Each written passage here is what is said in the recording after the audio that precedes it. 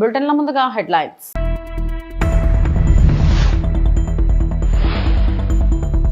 రాజమహేంద్రవరం ప్రజల రుణం తీర్చుకోలేనిది Nara Bhuvaneswari.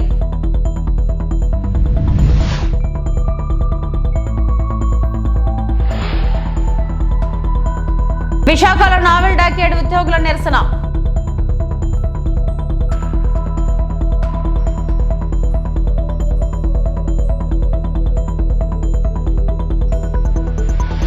Vizag 2 town police station పరిధిలో గంజాయి చాక్లెట్స్ ను పట్టుకున్న పోలీసులు.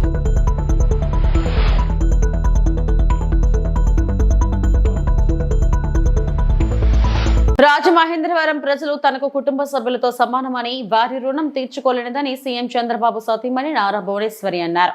నగరంలోని ప్రకాష్ నగర్ లో ఎన్టీఆర్ ట్రస్ట్ ఆధ్వర్యంలో ఏర్పాటు చేసిన బ్లడ్ బ్యాంక్ ను ప్రారంభించిన అనంతరం ఆమె మాట్లాడారు. గోరంట్ల శాంతారావు ఫౌండేషన్ సౌజన్యంతో బ్లడ్ బ్యాంక్ ఏర్పాటు చేస్తున్నట్లు తెలిపారు. చంద్రబాబు అరెస్ట్ అయ్యాక ఇక్కడే ఉన్నానని, ఆ 53 రోజులు మరవలేనివన్నారు. తనతో పాటు కుటుంబ సభ్యులకు ఎంతో ధైర్యం ఇచ్చి ముందుకు నడిపించారని చెప్పారు. ట్రస్ట్ ఆధ్వర్యంలో చేపడుతున్న కార్యక్రమాలను భువనేశ్వరి వివరించారు. రాజమహేంద్రవరం ప్రజల కంటే కూడా నా కుటుంబ సభ్యులకి, ఎందుకంటే ఆ 53 రోజులు మరవలేని విషయం. వాళ్ళు నన్ను ఒక తోబుట్టులాగా, నన్ను కానీ నా కుటుంబాన్ని కానీ చాలా ధైర్యం ఇచ్చి మమ్మల్ని ముందుకు తీసుకెళ్లారు. రాజమహేంద్రవరం ప్రజలకి ఇక్కడికి మేము అడుగు పెట్టినెమ్మటే ఇక్కడ దాతలు అడగకుండా మా కుటుంబానికి ఆశ్రయం ఇచ్చారు. వాళ్ళని నేను ఎప్పుడు మర్చిపోలేని విషయం. ఇక్కడ ఎంత బాధలో ఉన్నా కూడా ప్రజలు వాళ్ళని చూసి నాకు ధైర్యం వచ్చి, మేము కానీ మా కుటుంబ సభ్యులు కానీ, ఎందుకంటే ఆ సమయంలో నేను నా కోడలే ఉన్నాం ఇక్కడ. అట్లాంటి సమయంలో ఆ దాతలు ప్రజలు, మళ్ళీ చెప్తున్నాను, ఎంత చెప్పినా నా మనసుకి తృప్తి ఉండదు. హృదయపూర్వక నమస్కారాలు, అందరికీ పాదాభివందనాలు.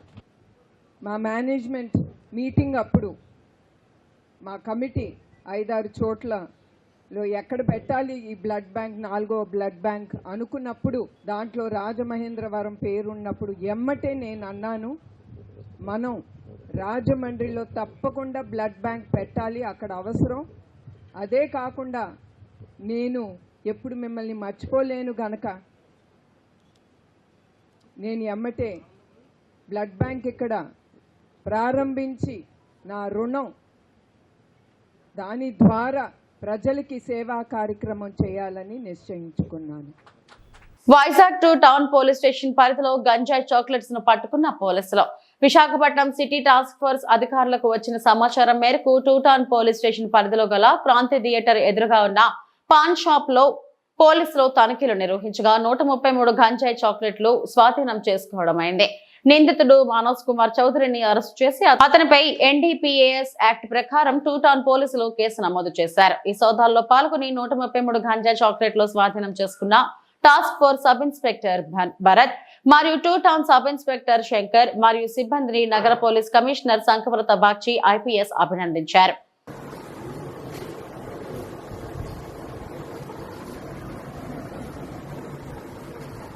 విశాఖలోని నావెల్ డాక్యార్డ్ లో విజయనగరం గేట్ వద్ద డాక్యార్డ్ ఉద్యోగులు నిరసనకు దిగారు. కాన్వెంట్ జంక్షన్ సింధియా మధ్య మూసేసిన రహదారికి ప్రత్యామ్నాయం చూపాలని డిమాండ్ చేశారు. షిప్ బిల్డింగ్ సెంటర్ మార్గం వినియోగించుకునే అవకాశం ఇవ్వాలని నినాదాలు చేశారు.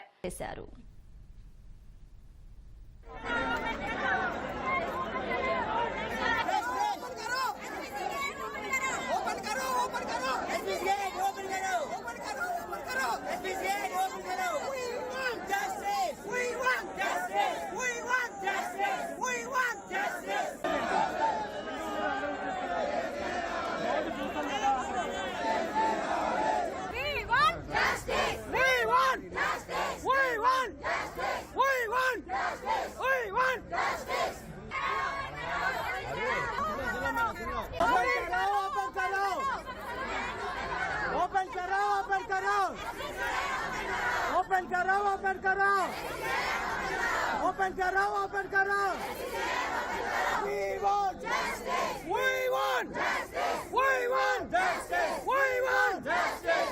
చంద్రబాబు పాలనలో పునర్జీవం పోసుకున్న పారిశ్రామిక రంగం. ఎమ్మెల్సీ బీటీ నాయుడు మీడియా సమావేశం ఎన్టీఆర్ భవన్ అమరావతి నుండి ప్రత్యక్ష ప్రసారం. దాని ఫలితంగా ఈరోజు రాష్ట్రం పారిశ్రామిక రంగం అనేది అన్ని రకాలుగా ఇబ్బంది పడే పరిస్థితి మనం చూస్తున్నాం. దీనికి భిన్నంగా మీరు చూశారు, జూన్ 12, 2024 నాడు ముఖ్యమంత్రిగా నారా చంద్రబాబు నాయుడు గారు ప్రమాణ స్వీకారం చేసిన మొదటి అడుగు నుంచే పారిశ్రామిక రంగానికి సంబంధించి కీలకమైనటువంటి నిర్ణయాలు తీసుకున్న విషయం మీ అందరికీ తెలుసు. అందులో ప్రధానంగా ఈజ్ ఆఫ్ డూయింగ్ బిజినెస్ అని నుంచి స్పీడ్ ఆఫ్ డూయింగ్ బిజినెస్ అనే పాలసీకి అనుగుణంగా పరిగెత్తిస్తున్నాడు. అనుభవం, ఈ రాక్షస పాలన నుంచి చూసినటువంటి ఇబ్బందులన్నీ కూడా గమనించి మొట్టమొదటిసారిగా కాన్సన్ట్రేషన్ చేసినటువంటి రంగం పారిశ్రామిక రంగం. ఎప్పుడైతే ముఖ్యమంత్రిగా చంద్రబాబు నాయుడు గారు ప్రమాణ స్వీకారం చేశారో ఆ రోజే జాతీయ అంతర్జాతీయ సంబంధించినటువంటి అన్ని సంస్థలన్నీ కూడా క్యూ కట్టాయి. దాదాపు 10 లక్షల కోట్ల పెట్టుబడులతో 7.75 లక్షల ఉద్యోగాల లక్ష్యంగానే పాలసీ రెడీ అయింది. అదేవిధంగా వచ్చే 5 ఏళ్ళలో 20 లక్షల ఉద్యోగాలు యువతకు కల్పించాలనే ఉద్దేశంతోనే ముఖ్యమంత్రిగా చంద్రబాబు నాయుడు గారు యువ నాయకుడైనటువంటి నారా లోకేష్ బాబు గారు ప్రతిరోజు యువత గురించి ఆలోచిస్తున్న విషయం మీ అందరికీ తెలుసు. అందులో భాగంగా యువకుడైనటువంటి కర్నూలు జిల్లా వాసి అయినటువంటి టీజీ భరత్ గారికి ఎంతో అనుభవం ఉన్నటువంటి ఫ్యామిలీ అది. మినిస్టర్గా పరిశ్రమల శాఖ మంత్రిగా ఇచ్చి యువకుడిని కూడా ప్రోత్సహించారు. అంటే దాని సందేశం ఏంటంటే యువతను మేము ప్రోత్సహిస్తున్నాం, యువతకు సంబంధించినటువంటి ఉద్యోగాలు ఉపాధి రంగాలు కూడా కేటాయించబోతున్నాం అని చెప్పడానికి ఒక టీజీ భరత్ గారికి ఇచ్చి ఎంకరేజ్ చేసినటువంటి పరిస్థితి మనం చూస్తున్నాం. అట్లనే రాష్ట్రంలో 3 చోట్లు జగ్గైపేట నియోజకవర్గంపై తనకు పూర్తి అవగాహన ఉందని, ప్రజా సమస్యలు, అభివృద్ధి పథకాలు వంటి అన్నిటిపై ప్రత్యేక దృష్టి సారిస్తానని నియోజకవర్గ వైసీపీ ఇన్ఛార్జ్ తాన్నేని నాగేశ్వరరావు ప్రకటించారు. ఈ రోజు జరిగిన పాత్రికేయుల సమావేశంలో ఆయన మాట్లాడుతూ గత వైసీపీ ప్రభుత్వంలో అనేక కోట్ల రూపాయలు విలువ చేసే అభివృద్ధి పనులు జరిగాయని, కొన్ని పనులు మధ్యలోనే నిలిచిపోయాయన్నారు. వాటినన్నింటినీ ప్రస్తుత శాసనసభ్యులు శ్రీరామ్ రాజగోపాల్ కొనసాగించాలని కోరారు. జగ్గపేట హైవే బస్టాండ్ నిర్మాణం జరిగి బస్సులు ఆగే పరిస్థితి లేకుండా పోయిందని, వెంటనే హైవే బస్సులను నిలిపే విధంగా చర్యలు తీసుకోవాలని డిమాండ్ చేశారు. వరద ప్రాంతాలలో మంచినీటి పైపులు దెబ్బతిన్నాయని, వాటి స్థానంలో ప్రత్యేకంగా మంచినీటి ట్యాంకర్లు ఏర్పాటు కూడా ప్రభుత్వం అవకాశం ఇవ్వకపోవడం వలన ప్రజలు అనేక ఇబ్బందులకు గురవుతున్నారని ఆరోపించారు. తక్షణమే అవసరమైన గ్రామాలలో మంచినీటి ట్యాంకర్లను ఏర్పాటు చేయాలని, పెద్ద ప్రాతిపదికన మంచినీటి పైప్ లైన్లను రిపేర్ చేయించాలని కోరారు. ఇలాంటి సమస్యలన్నింటినీ 2 వారాలలో పరిష్కరించకపోతే వైసీపీ ఆధ్వర్యంలో పెద్ద ఎత్తున ఆందోళన నిర్వహిస్తామని హెచ్చరించారు. ముఖ్యంగా ఈ నియోజకవర్గానికి సంబంధించి వైఎస్ఆర్ కాంగ్రెస్ పార్టీ ప్రభుత్వంలో హైవే బస్టాండ్ సుమారుగా ₹1 కోటి పైగా నిధులతోని అప్పటి మాజీ ప్రభుత్వ విప్పు మాజీ శాసనసభ్యులు సామినేని ఉదయభాను గారి నేతృత్వంలో హైవే బస్టాండ్ని పూర్తి చేయడం జరిగింది. ప్రారంభోత్సవం కూడా అయింది. కానీ ఇవాటి వరకు కూడా 100 రోజులు అవుతున్నప్పటికీ కూడా మరి స్థానిక శాసనసభ్యులు, ప్రస్తుత శాసనసభ్యులు దాన్ని ఉపయోగంలో తీసుకురాలేకపోయారు అని అంటే అది ప్రభుత్వ ప్రజాధనం, ప్రభుత్వ ధనాన్ని వృధా చేయటమే అని చెప్పి వైఎస్ఆర్ కాంగ్రెస్ పార్టీ భావిస్తూ ఉంది. ప్రభుత్వాలు మారచ్చు, వ్యక్తులు మారచ్చు, కానీ ప్రజాధనం ఎక్కడా కూడా దుర్వినియోగం కాకూడదు అని చెప్పి వైఎస్ఆర్ కాంగ్రెస్ పార్టీ భావిస్తూ ఉంది.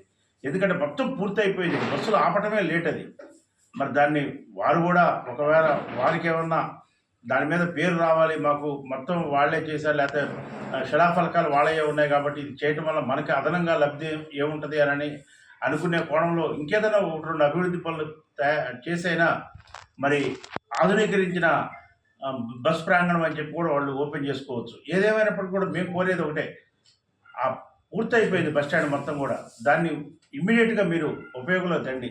బస్సులు హైదరాబాద్ నుంచి విజయవాడ, అన్ని బస్సులు కూడా ఆగేటట్టుగా చేస్తే జగ్గైపేట పట్టణం సత్వరం అభివృద్ధి చెందుతుందని చెప్పి ప్రయాణికులకు బాగుంటుందని చెప్పి మేము తెలియజేసుకుంటూ, అలానే టీటీడీ కళ్యాణ మండపం కూడా మరి చాలా వరకు అయిపోవచ్చింది. దాన్ని కూడా త్వరితగతిన పూర్తి చేసి దాన్ని మరి ప్రజలకి సౌకర్యార్థం ఉంచాలని చెప్పి, అలానే టిడ్కో ఇళ్లకు సంబంధించి కూడా మరి వైఎస్ఆర్ కాంగ్రెస్ పార్టీ హయాంలో 45 కోట్ల రూపాయలు మరి జగన్మోహన్ రెడ్డి గారు ప్రత్యేకమైన శ్రద్ధతోని కాంట్రాక్టర్కి ఇప్పించి తర్వాత 13 కోట్ల రూపాయల సబ్స్టేషన్కి నిధులు మంజూరు చేయించి దాన్ని కూడా ఆల్మోస్ట్ మొత్తం కూడా నిర్మాణం సత్వరం జరుగుతూ ఉంది. అక్కడ మౌలిక సదుపాయాలు మొత్తం కూడా రోడ్లు కానీ డ్రైన్లు కానీ మరి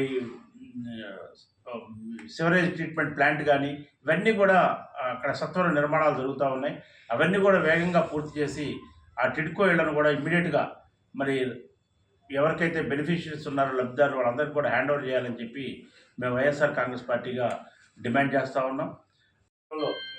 వరదలు వచ్చినాయి సుమారుగా 4 రోజుల క్రితం జగ్గైపేట నియోజకవర్గం వ్యాప్తంగా 5,000 ఎకరాలు సుమారుగా 4,900 మంది రైతులు నష్టపోయారు. ముఖ్యంగా ప్యాడీ కానీ అలానే చిల్లీస్ కానీ కాటన్ కానీ అలానే మొక్కజొన్న కానీ కంది కానీ పెసర కానీ మినుములు కానీ ఇవన్నీ కూడా పంటలు నష్టపోయారు రైతులు. మరి పశ్చిమ గోదావరి జిల్లా పాలకొల్లు స్థానిక పురపాలక సంఘం కౌన్సిల్ సమావేశ మందిరంలో నిమ్మల రామానాయుడు, జిల్లా కలెక్టర్ చదలవాడ నాగరాణి, జిల్లా వివిధ శాఖల అధికారులు, పురపాలక సంఘం అధికారులతో కలిసి పురపాలక శాఖ మంత్రి పి నారాయణ సమావేశం నిర్వహించారు. పాలకొల్లు పట్టణంలో మిగిలి ఉన్న వివిధ అభివృద్ధి పనులు, త్రాగునీరు, రహదారులు, డ్రైనేజీలు, శానిటేషన్ తదితర అభివృద్ధి కార్యక్రమాలపై మంత్రి నారాయణకు మంత్రి నిమ్మల రామానాయుడు వివరించారు. రాష్ట్ర జలవనరుల శాఖ మంత్రి నిమ్మల రామానాయుడు మాట్లాడుతూ పాలకొల్లు పట్టణానికి అభివృద్ధి కార్యక్రమాలు పరిశీలనకు ఆహ్వానించగా వచ్చినందుకు మంత్రి పి నారాయణకు ధన్యవాదాలు తెలిపారు. పాలకొల్లు నియోజకవర్గ ప్రజలు 3వ శాసనసభ్యులుగా గెలిపించారని, అభివృద్ధి సంక్షేమ కార్యక్రమాలు అందించి వారి రుణం తీర్చుకోవాలని నా తపన అన్నారు. గత 5 ఏళ్లు వైసీపీ పాలనలో 20 సంవత్సరాలు రాష్ట్రం వెనక్కి వెళ్లిందని, దీంతో పాటుగా పాలకొల్లు నియోజకవర్గం వెనుకబడి ఉందన్నారు. వైసీపీ గాలిలో కూడా పాలకొల్లు ప్రజలు నన్ను గెలిపించాలని, వారి సంక్షేమం అభివృద్ధి చేయడమే మన ప్రధాన అజెండా అని తెలియజేశారు.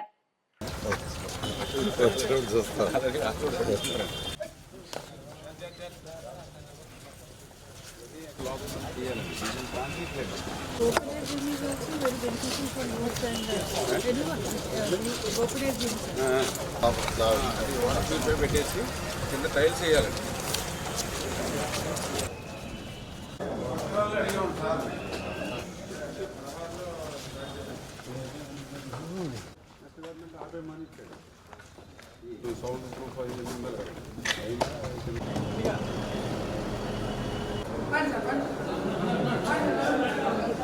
అందరూ కూడా చూశారు.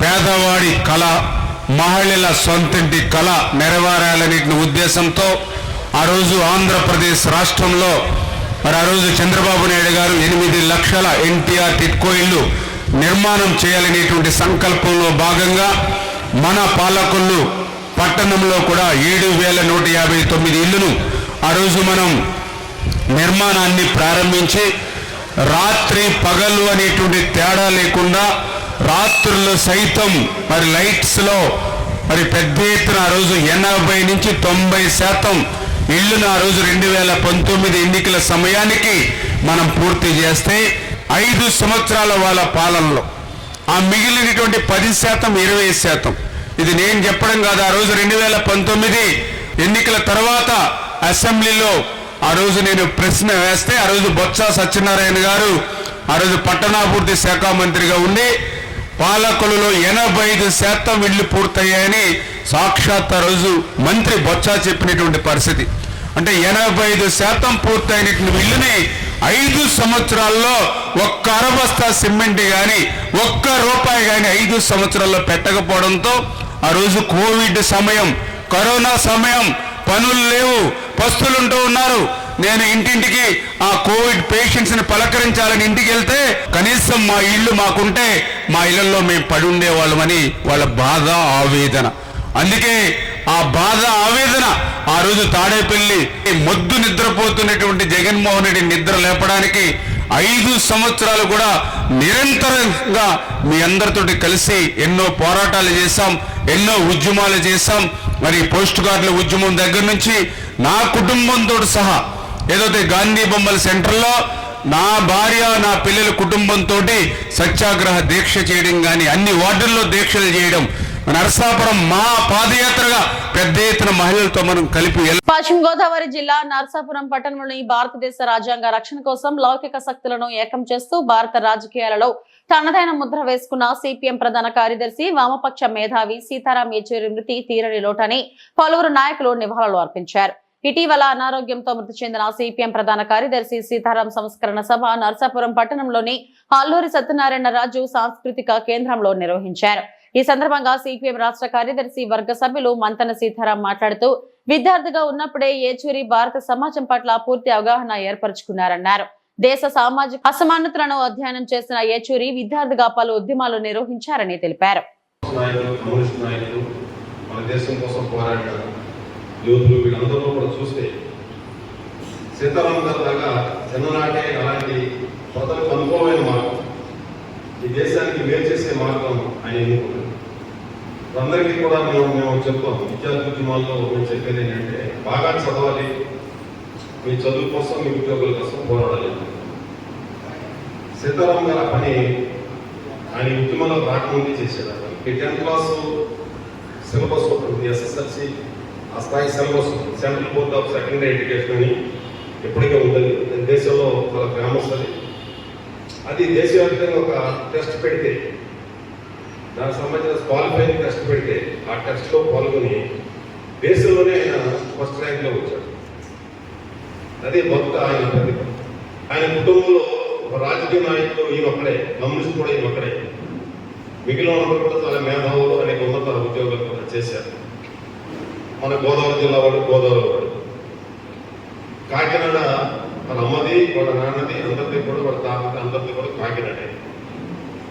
వాస్తవంగా ఆయన మాతో చెప్పాడు, నేను కోనసీమ నేను కోనసీమ మా కుటుంబం.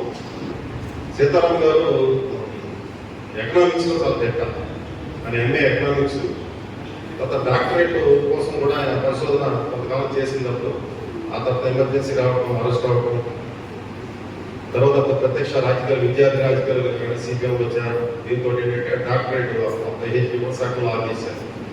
ఢిల్లీ అయిపోయాడు. కాబట్టి ఢిల్లీలో శాశ్వతంగా కుటుంబం ఢిల్లీలో ఉండడం. తర్వాత సీతారాం గారు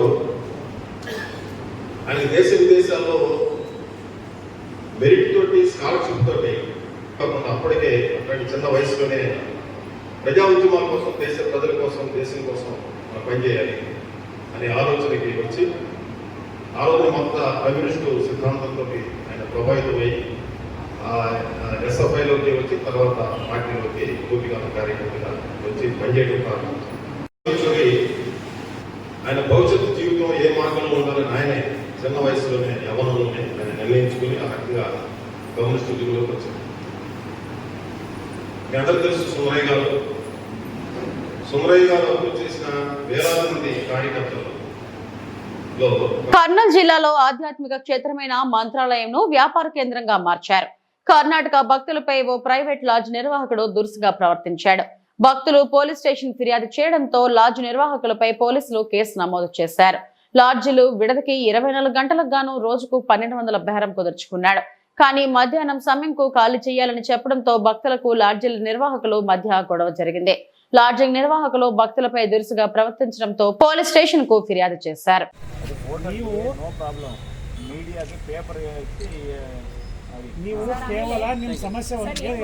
ಅವರು ಏನೇ ಮಾತಾಡೋದಿದ್ರು ಓನರ್ ಯಾರಿದ್ದಾರೆ ಅದು ಸಂಬಂಧಪಟ್ಟರು ಮಾತಾಡ್ಬೇಕಿತ್ತು. ಹಂಗ್ ಮಾಡ್ಲಿಲ್ಲ. ಅವರು ಒಂದ್ 20 ಜನ ಹುಡುಗನ್ ಕರ್ಸಿದ್ದಾರೆ ಸರ್.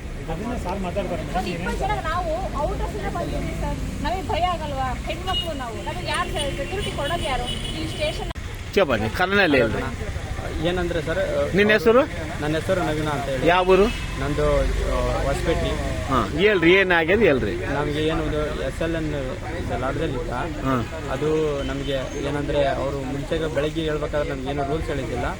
ಆಮೇಲೆ ನಮಗೆ ಏನಂದ್ರೆ ಏನು ರೂಲ್ಸ್ ಹೇಳಿದ್ದೆ ಹಂಗೆ ದುಡ್ಡು ಇಸ್ಕೊಂಡು ಮತ್ತೆ ನಾವು ನಮ್ನ ಹಂಗೆ ಕ್ಯಾಶುವಲ್ ಆಗಿ ಕೇಳಿದ್ರು, ನೀವು ಯಾವಾಗ ಹೋಗ್ತೀರಾ ಅಂತ. 2 ಗಂಟೆಗೆ ಹೋಗ್ತೀವಿ ಅಂತ ಹೇಳಿದ್ವಿ. ಆ ಹೋಗ್ತೀವಿ ಅಂತ ಹೇಳಿದ್ನ ನೀವು ಇನ್ನೂ ಹೋಗಿಲ್ಲಲ್ಲ ಅಂತಂದೇಳಿ ಹೆಚ್ಚಿಗೆ ಅದು ಯಾರು ಈಗ ನಮ್ಮಂತವ್ರು ಯಾರೋ ಇದ್ದವ್ರು ದುಡ್ಡು ಇದ್ದವ್ರು ಪೇ ಮಾಡ್ತಾರೆ ಸರ್. ಈ ಹೆಣ್ಮಕ್ಳು ಕಟ್ಕೊಂಡು ನಾವು. ಎಷ್ಟು ಗಂಟೆ ಹೇಳಿದ್ರಿ ಅವರು? ಅವರು ನಮಗೆ ಟೈಮಿಂಗ್ ಹೇಳೇ ಇಲ್ಲ ಸರ್. ಇವಾಗ ಎಷ್ಟು ಗಂಟೆಗೆ ಚೆಕ್ಔಟ್ ಮಾಡಂತಾರ? ಇವಾಗ ಏನಂದ್ರೆ ಇವಾಗೆಲ್ಲ 7 ಗಂಟೆ ಬಂದಿದ್ದಾರೆ, ಚೆಕ್ಔಟ್ ಮಾಡಿ ಅಂತ ಹೇಳ್ತಿದ್ರು ಸರ್. ಚೆಕ್ಔಟ್ ಎಷ್ಟು ಗಂಟೆಗೆ ಮಾಡಂತಾರೆ ನಿಮಗೆ? ಅವಾಗ ಹೇಳಿದ್ದೇ ಇಲ್ಲ ಸರ್ ನಮ್ಗೆ. ಏನು ನೀವು ಇವಾಗ ಬಂದು ಮಾಡ್ತಿರಲ್ಲ, ಎಷ್ಟು ಗಂಟೆಗೆ ಚೆಕ್ಅಪ್ ಮಾಡಂತಾರ? ಅವ್ರು ನಮಗೆ ಚೆಕ್ಔಟ್ ಹೇಳಿದ್ದೇ ಇಲ್ಲ ಸರ್ ನಮ್ಗೆ. ಹಾ, ಇಲ್ಲಲ್ಲ. ನೀವು ಎಷ್ಟು ಗಂಟೆ ಇವಾಗ ಅಂತಾರಲ್ಲ, ಎಷ್ಟು ಗಂಟೆಗೆ ಚೆಕ್ಔಟ್ ಅಂತವ? ಅವರು 8 ಗಂಟೆ ಒಳಗಡೆ ಖಾಲಿ ಮಾಡಿ ಅಂತ ಅಂತಿದ್ರು. ಅವಾಗ ಎಷ್ಟು ಗಂಟೆ ಆಗ್ತದೆ ನಿಮಗೆ? ನಮಗೆ ಅಂದ್ರೆ ನಮ್ದು ಬೆಳಗ್ಗೆ 3 ಗಂಟೆಗೆ ಬಸ್ ಇತ್ತು ಸರ್. ಅಲ್ಲ, ಒಂದು ತಗೊಂಡಿದ್ದ ಟೈಮ್ನಲ್ಲಿ ಇವಾಗ ನೀವು ಚೆಕ್ಅಪ್ ಒಳಗೆ ಎಷ್ಟು ಗಂಟೆ ಆಗ್ಯದ ಇವಾಗ? ಅದು ತಗೊಂಡು ನಾವು ಈಗ ಎಷ್ಟು 14 ಗಂಟೆ ಆಗಿದೆ ಸರ್. ನಾವು 2400 ಪೇ ಮಾಡಿದ್ವಿ. ನಮಗೆ ರೂಲ್ಸ್ ಹೇಳಿದ್ದಿಲ್ಲ ಸರ್. ఇవి ఇప్పటి వరకు నా బులెటిన్ అప్డేట్స్. నమస్తే.